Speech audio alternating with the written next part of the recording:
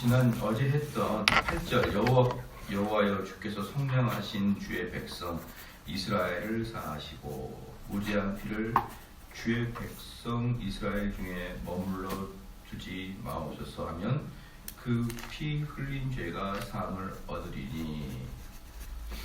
여기서 이제 보면은 속량하시다라는 이제 얘기잖아요. 이게 구약에서도 이미 도처에 죄 용서의 방법은 속량이라는 다른 제물이 죄를 대신 사해야 되는, 죄를 대신 짓고 죽는 그 속량의 방법이 구약에 아주 도처에 나옵니다. 그래서 이제 우리가 지난주에 로마서 했잖아요. 로마서에 제가 뭐라고 설교했냐 그러면 약속하신 그이가 오셨다 그래요. 약속하신 그이. 약속하신 예수 그리스도는 그냥 온 게 아니라 약속된 분이다.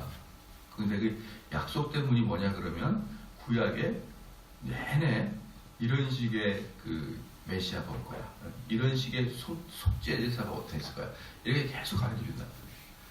그러니까 뭐 창세기에서부터요. 그렇죠. 창세기에 아담과 하와가 죄를 짓자 다른 짐승을 죽여서 그의 옷을 만들어 주잖아요. 옷을. 그러니까 이런 식의 이제 죄는 사람이 짓고 그 죄의 용서는 다른 제물을 통해서 용서를 받는 이 속량의 제사가 끝없이 반복이 되잖아요. 그죠? 여기서도 결국 8절 뭐예요? 여호와여 주께서 속량하신 주의 백성 이스라엘 사하시고. 그럼 이제 누구를 속량하느냐? 누구를 속량하느냐? 이 사건은 뭡니까? 이스라엘 땅에 시체가 있을 때. 근데 그 시체는 누가 죽인지 모르는 시체예요. 그럼 누구를 속량하느냐 말이에요. 누구를. 살인범을 속량하는 게 아니겠죠. 당연히. 살인범은 저주를 받는 거예요. 이 제사를 통해서. 그럼 누가 속량받느냐? 그 지역 주민이 속량받아요. 왜? 그 지역에 무고한 사람이 피를 흘려 죽었잖아요. 근데 여러분 지금까지 우리 율법을 잘 배워서 알죠. 만약에 그 지역에 시체가 있었어요. 시체가 있어요. 그 말고 어떤 그 여인이나 이런 사람이 이제 그 경수를 딱 거기 흘렀어요. 여인이 지나가다가 이제 한 달에 한 번씩 이제 월경하는 때인데 여기 지나갔어요. 그러면 이제 못 모르고 사람이 툭 지나면 어때요? 이 사람도 같은 죄를 범하는 거예요. 불경한 것을. 그래서 왜 그 경건한 자들은 항상 갔다 오면 저녁에 다시 제사를 지내서 우리가 흔히 알고 있는 알고 지은 죄 모르고 지은 죄를 위해서 제사를 드리잖아요. 그렇잖아요. 그것처럼 이스라엘 사람들은 그 길에 어떤 흉악한 그런 죄악이 스쳐 지나갔는지 안고 지나갔는지 알지 모르잖아요. 그런데 그 지역에 뭐가 있는 거예요? 시체가 피를 흘리고 죽었으니 그 지역을 지나다니는 그 땅 전체가 이제 다 오염된 거잖아요. 그래서 여기서 속량하다는 건 뭐냐면 그 지역 주민들의 죄를 속량하다 이 뜻이에요. 그 지역 주민들의. 뭘로? 암송아지로. 암송아지 한 마리로 그 지역 전체 주민들의 죄를 속량하다. 그런 뜻입니다. 그래서 8절 중반부터 무죄한 피를 주의 백성 이스라엘 중에 머물러 두지 마옵소서 하면 그 피 흘린 죄가 사함을 받으리니. 자, 그런 뜻이었다. 9절에 너는 이와 같이 여호와의 보시기에 정직한 일을 행하여 무죄자의 피 흘린 죄를 너희 중에서 제할지니라. 이제 그렇게 해가지고 죄를 해결하라.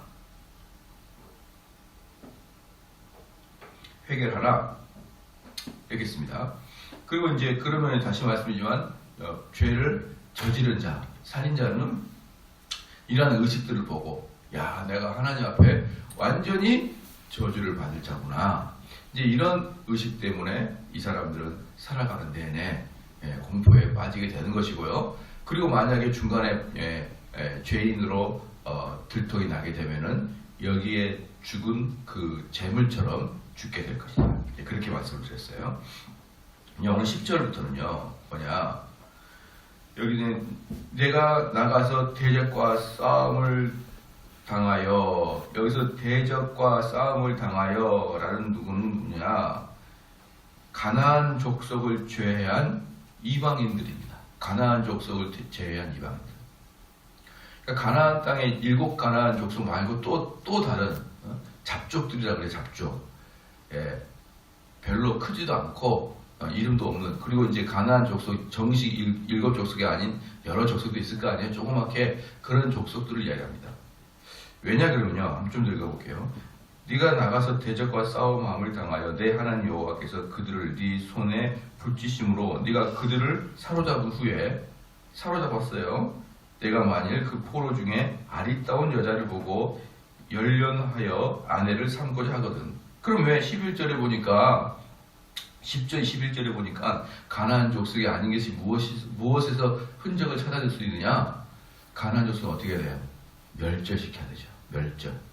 가나안 족속은 뭐 성인 남자뿐만 아니라 뭐 여자건 애기건 다 잡아 죽이는 거예요. 한 명도 안 남기고. 그러니까 10절 11절에 보니까 사로잡았다, 안 죽였다는 거거든요.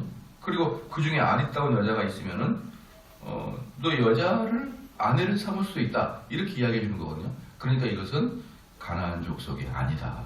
가나안 족속은 무조건 다 죽여야 된다. 그래서 여러분이 왜 그 가나안 족속을 그렇게 다 죽여야 되냐 그러면 뭡니까? 너무너무 악하니까. 예? 가나안 족속은 너무너무 악해요. 그러니까 걔네들은 뭐 되돌릴 여력이 없는 것입니다. 되돌릴 여력. 신명기 7장 3절에 이렇게 나왔어요. 또 그들과 혼인하지 말지니 내 딸을 그 아들들에게 주지 말 것이요 그 딸로 내 며느리를 삼지 말 것이요 그가 내 아들을 유혹하여 그로 여호와를 떠나고 다른 신들을 섬기게 하므로 여호와께서 너희에게 진노하사 갑자기 너희를 멸하실 것임이라. 철저하게 뭐 했습니까? 철저하게 가나안 여자들하고는 혼인을 금했어요. 왜 그러느냐? 너희 아들들을 우상 숭배할 것이고 타락시킬 것입니다. 타락시킬 것입니다. 여러분들 그 보면은 그 용서가 되는 사람이 있고 또 이제 결혼할 사람이 있고 안 할 사람이 있는 거예요. 불신자 중에서도 좀 이따 나오는데요. 저는 가끔 그 사람들이 참 자기들을 과대평가한다, 이런 생각을 많이 할 때가 있는데, 언제냐 그러면 이제 믿는 총각이나 처녀가 믿지 않는 배우자를 이렇게 결혼할 때, 자기가 설득하고 이야기하게 되면 그 배우자가 잘 들어줄 것이라는 착각. 저는 바로 그게 자기를 과신하고 있다, 그런 뜻이에요. 그 배우자가 결국 하나님 품으로 돌아오는 것은 여러분의 노력이 아니라 하나님의 은혜예요. 은혜.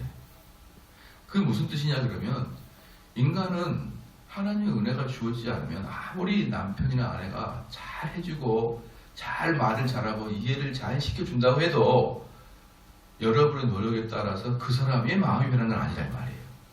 근데 많은 사람은 겁없어요.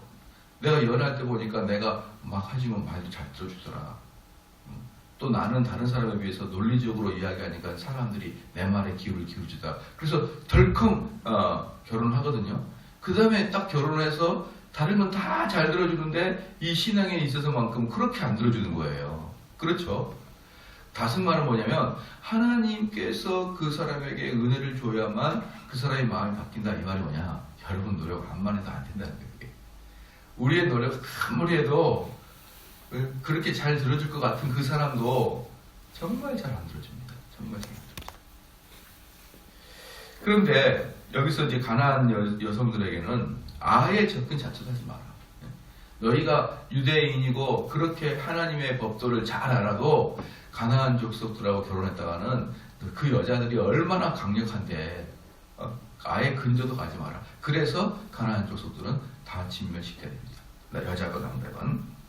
그 다음에 12절에 그를 내 집으로 데려갈 것이요. 그는 그 머리를 밀고 손톱을 베고.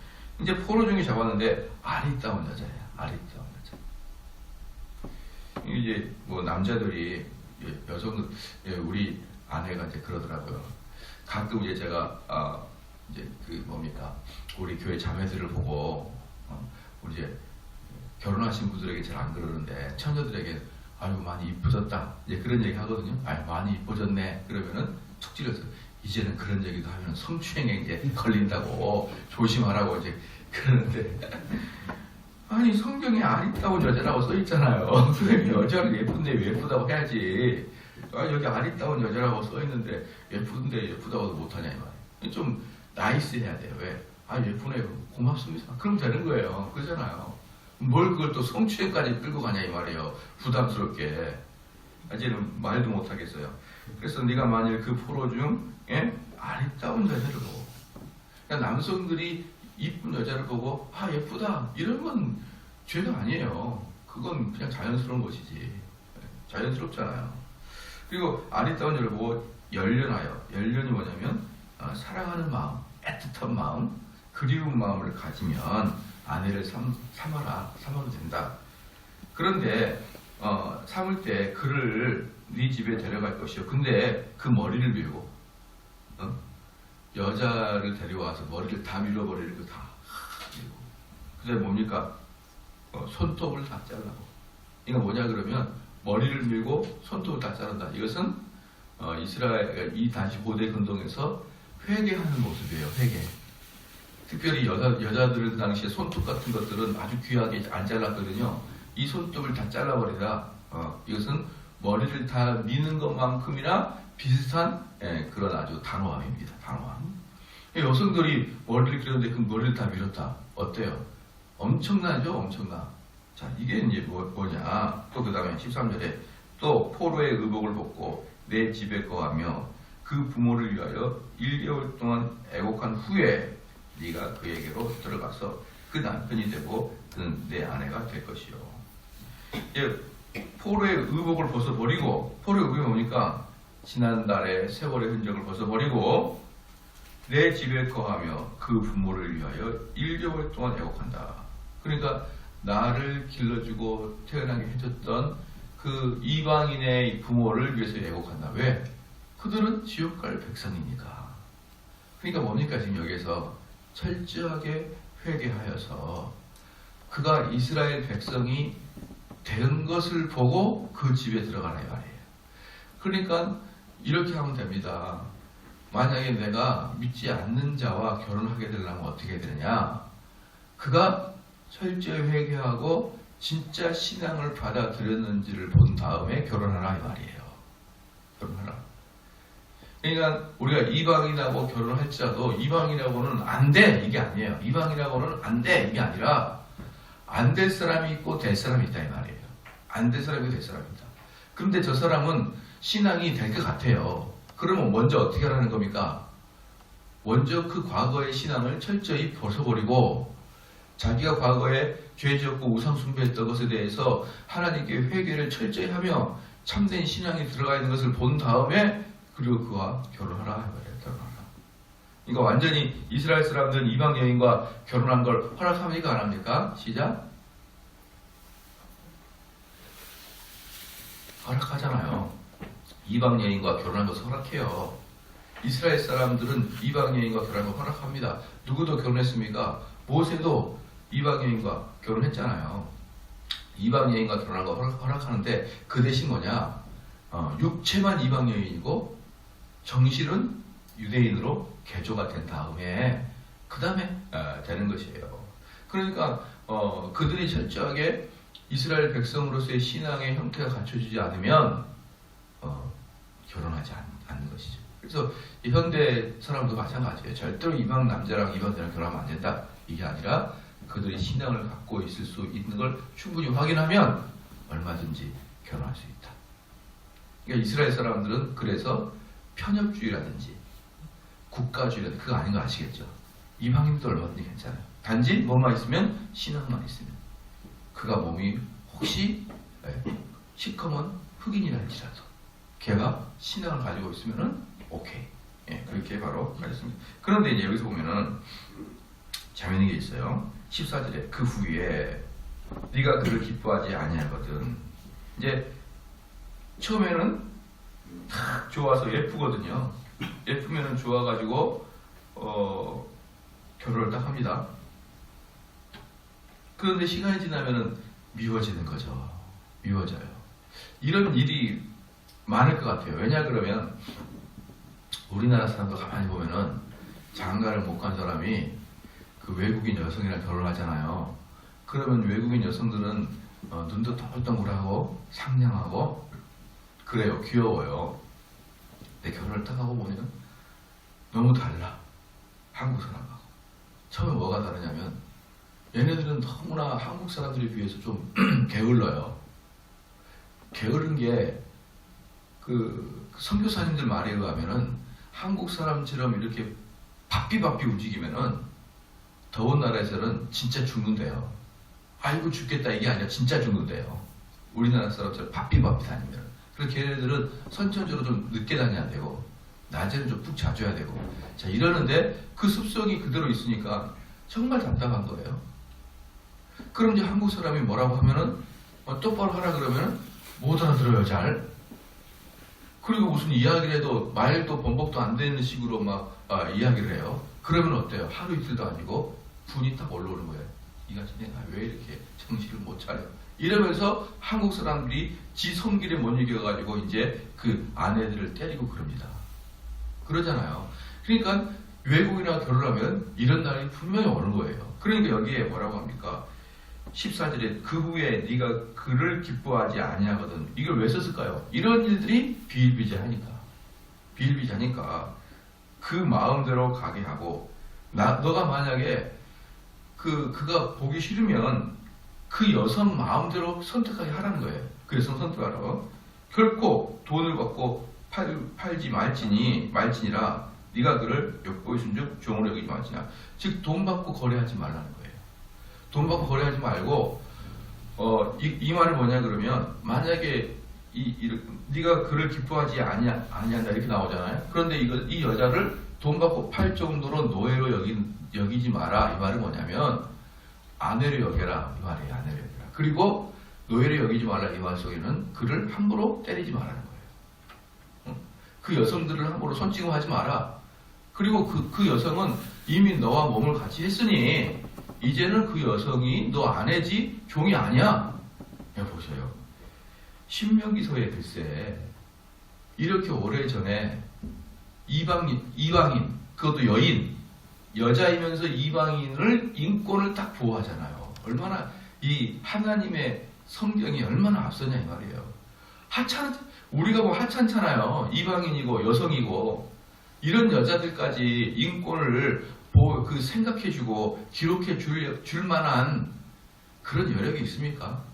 남성 인권도 모자랄 판이고 유대인 여자들의 인권도 모자랄 판인데 이방 여인 아니 그 여인 데려와가지고 여러분 봐보세요. 어느 나라든지 첩으로 데려와가지고 전쟁에서 첩으로 데려와가지고 얼마든지 버리고 얼마든지 죽여버리고 그러잖아요. 어느 날 우리나라도 마찬가지고 옛날에. 그런데 여기는 봐요. 이 포로된 여인의 인권까지를 보호하는 하나님의 모습을 보면서 야 정말 대단하시고 오묘하시다라는 생각밖에 안 드는 거예요. 보면은 그렇잖아요. 그 다음에 15절에 어떤 사람이 두 아내를 두었는데 그러니까 어떤 사람이 두 아내를 두었다라는 것은 뭐냐면 최소한 2명 이상의 아내를 뒀다 이 말이에요. 그러면 2명 이상의 아내를 두면 사랑하는 성도 이게 하나님의 창조의 섭리에 맞다 안 맞다? 안 맞아요. 그러니까 이 2명 이상의 아내를 두면은 그 집안이 하나님의 창조 섭리에 맞지 않기 때문에 항상 문제가 발생하게 되어 있다. 아시겠죠? 항상 문제가 발생하게 되어 있다. 그러니까 남자들이 능력이 있어가지고 2명, 3명 여자를 둬도 아내를 둬도 그 집안에 2-3명의 아내 때문에 문제는 발생하게 되어 있다. 어떻게 발생합니까? 두 아내가 서로 사이가 나쁘고 두 아내가 서로 나쁘면은 그 자녀들이 서로 왼수가 되는 거 아니에요. 앉아서 밤에 자녀들 밥 먹을 때 아이고 저 왼손 때문에 내가 그냥 속이 상한다. 그럼 그 아들들이 그 다른 엄마들을 얼마나 싫어하겠어요. 그러니까 문제가 발생돼요. 그러나 또 하나 봐보십시오. 여기서 15절에 어떤 사람이 두 아내를 두었는데 하나는 사랑을 받고 하나는 미움을 받다가 어때요? 두 아내를 둔 것을 기정사실화 두잖아요. 여기서 무엇을 느끼냐 그러면요. 비록 그게 하나님의 창조 섭리에 맞지 않지만 그 당시의 사회의 제도와 윤리와 그 어떤 상식으로 통하는 것에 대해서는 하나님이 죄를 묻지 않아요.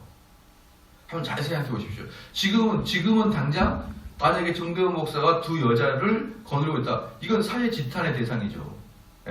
근데 지금 이 당시에는 두 여인을 데리고 있어도 사회 지탄의 대상이 아니에요. 그럼 어떻게 해야 되느냐? 야, 우리가 지금 여기 보니까 이 사람이 어떻게 두 아내를 둘 수 있지? 라고 이야기하면서 21세기의 지금의 시각으로 과거 사람 평가하면 된다 안 된다? 안 되는 거예요, 여러분. 이게 바로 잔인한 거다 이 말이에요. 이게 잔인한 거다. 근데 자세히 보십시오. 20년 전의 일을 들먹이면서 그 사람의 옷을 벗기는 경우가 얼마나 비일비재합니까? 근데 20년 전, 지금 20년 전에도 좀 나쁜 거지만요. 지금의 시각으로 그렇다고 판단하면 안 되는 거예요. 그래도 20년 전과 지금은 어떤 사회적 개념의 통념이 좀 다를 수가 있는 거예요.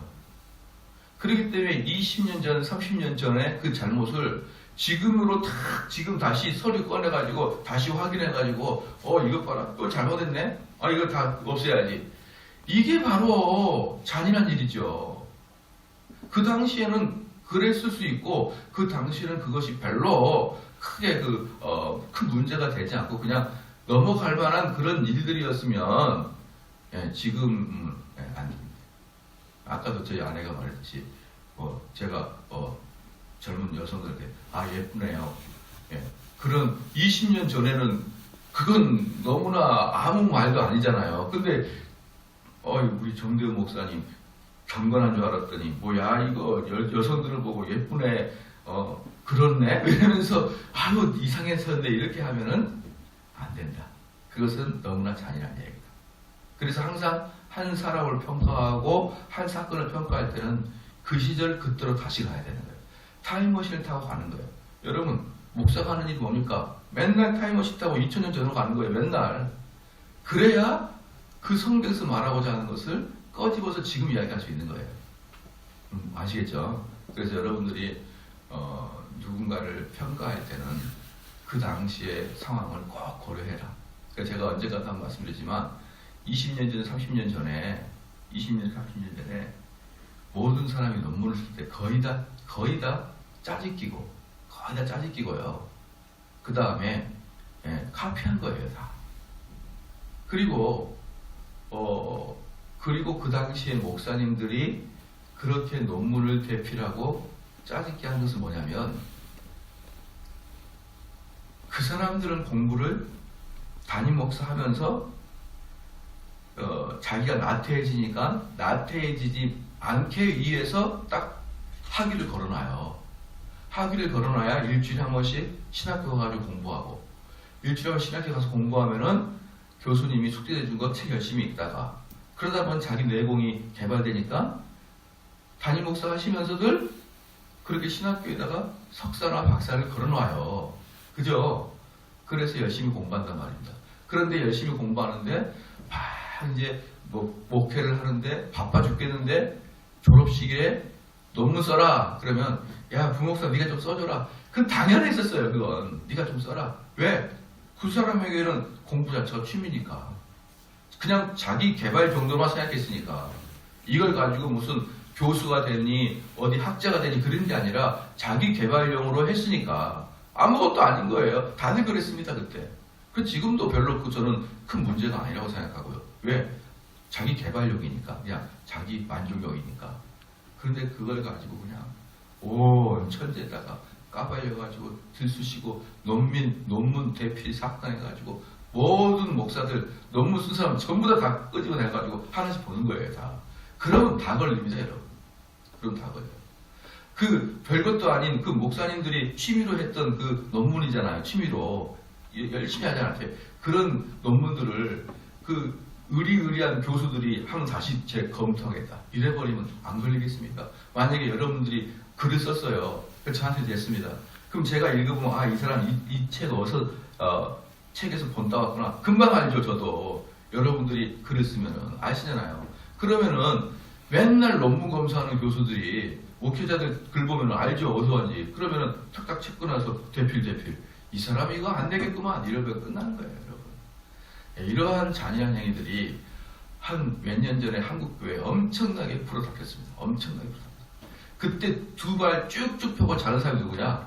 전혀 논문하고는 안 써본 사람들 있잖아요. 이런 사람들은 편안하게 잠잤어요. 야, 논문 안 쓰기 정말 잘했다 이러면서. 이게 정당한 게 아니다. 저는 그런 것들이 바로 잔인한 사회의 일면이다라고 보는 거예요.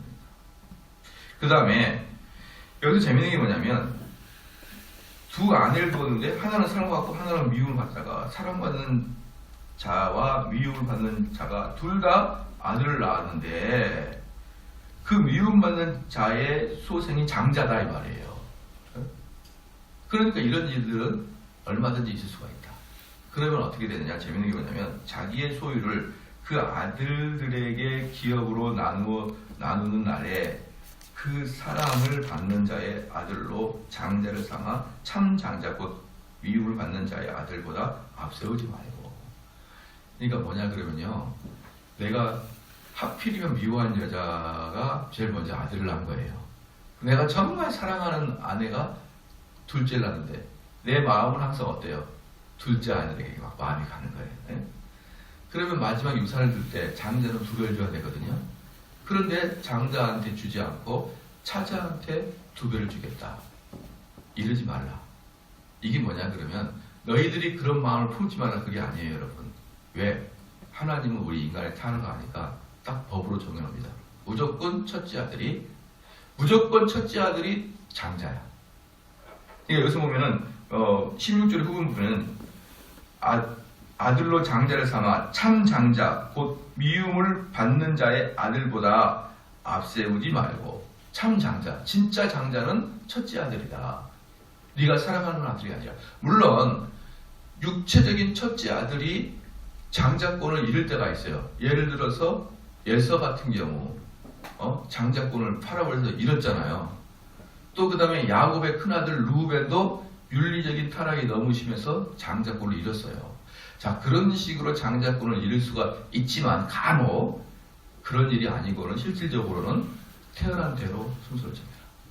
저는 이걸 참 보면서 야, 역시 하나님이시다. 역시 하나님이시다. 이 세상을 우리들의 감정에 의해서 움직이면 세상은 혼란과 싸움밖에 없어요. 만약에 우리 교회에서도 이건 오는 순서별로입니다. 또 나이 순서입니다. 그런 규칙이 딱 정해지면 아무런 싸움이 없어요. 규칙이 정해져. 비록 불만은 있어도 규칙이 정해지면 싸움이 없어요. 그런데 무슨 일이 있을 때 다시 규칙 잡을 때는 싸움밖에 없습니다. 싸움밖에 없어요. 이런 일들이 비일비재할 거니까. 왜? 일부 다처제는 하나님이 요구하신 디자인이 아니거든요. 그러니까 일부 다처제 할 때는 분명히 문제가 발생합니다. 어떤 문제가 발생하느냐? 아들들의 문제가 발생할 때 너희들 감정적으로 하지 말고 철저히 법으로 해라. 법으로 해라. 너무 마음에 들어요. 너무 마음에 들어요. 이게 요즘 보면은 어떤 사람이 글을 썼는데 이렇게 썼더라고요. 사적 재산이 공공의 침해가 되면은 아주 그 판결을 잘하고 재판을 잘하겠지만 그 사적 재산을 제한할 수도 있어야 된다. 이렇게 썼더라고요. 네? 사적 재산권을 공공 질서에 방해가 된다 그러면 그렇잖아요. 사적 재산권을 아주 진지하게 판결해야겠지만 공공성에 방해가 된다면 일정 부분 제한을 해야 된다라고 이야기하는 거예요. 그런 도둑놈이 어디 있습니까? 그렇게 막. 예를 들어서 이거예요. 만약에 저희 교회 앞에 여기 길이 있는데 그 길이 나중에 알고 보니까 공공도로가 아니라 내 건 거예요. 내 조상으로서 받은 내 겁니다. 그러면은 어떤 거예요? 한 30년 동안 모르고 살다가 나중에 토지를 검사해보니까 우리 거였던 거야. 아이고야, 우리 조상 건데 내가 못 모르고 30년을 길로 삼았네? 그런 다음에 이건 우리 땅이니 돌아가십시오. 여러분 그런 신문 보죠? 사람들이 아니 40년을 걸어다니는 길을 어떻게 돌아가라 합니까? 그러면 정당하게 구청에서 돈을 주십시오. 월 얼마씩. 그런 게 어디 있어요? 그러면 앞에 컨테이너 딱 막아버려요. 컨테이너 막아버려요. 그러면 그게 뉴스에 나와요. 그러면은 막 우리가 뭐 어떤 놈이 그러냐? 그거 컨테이너 막은 사람이 잘못 아니다 이 말이에요. 당연한 거다. 자기 거니까. 근데 거의 대부분 사람은 어떻습니까? 그런 사적 재산권이 공공이익에 침해가 되면은 어떤다? 그것을 뺏을 수도 있다. 이렇게 이야기를 해버리고 그게 공산당 아니에요. 그게. 근데 여기는 뭡니까? 철저하게 사적 재산 보호하고 철저하게 개인 자유 보호하죠. 뭘로? 법률을 정해버려요. 네가 마음이 그래도 걔가 법률적으로 큰아들이면 걔한테 2배 가야 돼. 만약에 공공재산이 침해가 당한다? 그래서 이 도로가 다른 사람 못 나가게 막았다. 그러면 길을 트기 위해서는 뭘 하면 되냐? 너희들이 돈을 모아서 그 사람 줘야지. 그 땅이 만약에 100평인데 그 길이 현금으로 따지면 수십 조인데 100평이잖아요. 수십 조인데 그것을 많은 사람들이 야 그거 길로 내주라. 네가 좀 양보해라. 그런 게 어딨냐 이 말이에요. 그 주인의 억울함을 생각해 봤냐는 거예요. 그러면은 돈을 걷어서 월 얼마씩 주든가 아니면 국가에서 주든가 해가지고 그 정당한 길을 사고 그다음 정당한 길에 대한 보상을 해야지. 아니 걔 한 명이라고 해서 걔를 몰아내고 다수의 이익을 위해서 그 길을 양보해라 이렇게 이야기하는 나쁜 놈들이 어디 있습니까? 여기에서도 뭐라 그러는 거예요? 법으로 딱 막아버리는 거예요. 법으로. 너희들 감정에 따라서 너희들 편의에 따라서 그렇게 바꿨다 하지 말고 딱 못을 박아서 해라. 얼마나 이런 말씀들이 우리가 현대보다 더 지혜롭냐 이 말이에요. 더 지혜롭냐. 그렇죠? 그래서 17절에 반드시 그 미움을 받는 자의 아들을 장자로 인정하여 자기의 소유에서 그에게는 2 몫을 줄 것이니 그는 자기의 기력이 시작이라 장자의 권리가 그에게 있습니다. 당연히 그에게 2배를 줘라라고 확고하게 법을 만들어 놨습니다. 그래서 여러분들이 이런 말씀을 보면서 좀 현대를 살아가는 지혜를 얻어야 되는 거예요. 여기 보면은 이 말씀들이 현대에 살아있는 것에 보면은 하나도 부족함이 없어요. 하나도 부족함이 없어요. 오히려 현대인들이 멋모르고 공공의 이익을 위한 여러분 공공의 이익이 어디 있어요? 공공의 이익이 어디 있습니까? 공공의 이익을 강조하면 뭐가 생기느냐? 집단 이지매가 생기게 돼 있습니다. 우리나 일본이나 우리나 이런 나라들의 왕따 문화가 발달한 게 뭐냐면 개인주의를 말살하고 공공주의를 주장하기 때문에 왕따가 생기는 것이고요. 우리나라처럼 사람들이 다 똑같은 복장을 입는 이유도 공공성을 주장하기 때문에 개인의 어떤 특별한 이런 개성이 사라지는 거예요. 공공성 너무 좋아하지 마십시오. 모든 사회는 자기 개인의 자유가 바탕은 돼서 살아가는 것이지 내 하나 헌신하고 공공이 발달하고 내가 그러겠다. 이것은 진짜 자원하는 마음에서나 하는 것이지 진짜 자원하는 마음에서 공공을 해서 내 개인을 억제시키는 것이지 국가나 사회나 그 마을이 강제적으로 이건 공공을 해서 당신이 좀 희생해 주십시오. 이런 경우가 어딨나요? 이런 경우. 여러분 가끔 놀러 가면 그래요. 재밌게 놀러 가가지고 내가 오늘 좀 사야지 라고 마음을 먹고 가요. 내가 오늘은 밥을 좀 사야지. 그러고 마음을 먹고 가는데 또는 그런 마음을 먹지 않아도 밥을 먹다가 한 10명이 먹어요. 근데 한 녀석이 장난으로 오늘은 당신이 좀 사. 이러면은 진짜 사고 싶어도 안 사고 싶어요. 그런 식으로 사람을 자원하지 않는 상태에서 전체를 위해서 네가 헌신하라 이런 식으로 좀 제발 안 했으면 좋겠어요. 제발. 사람들이 좀 너가 그냥 사. 그게 어디 있어요? 내가 오늘 살게. 이것은 너무나 아름다운 일이죠.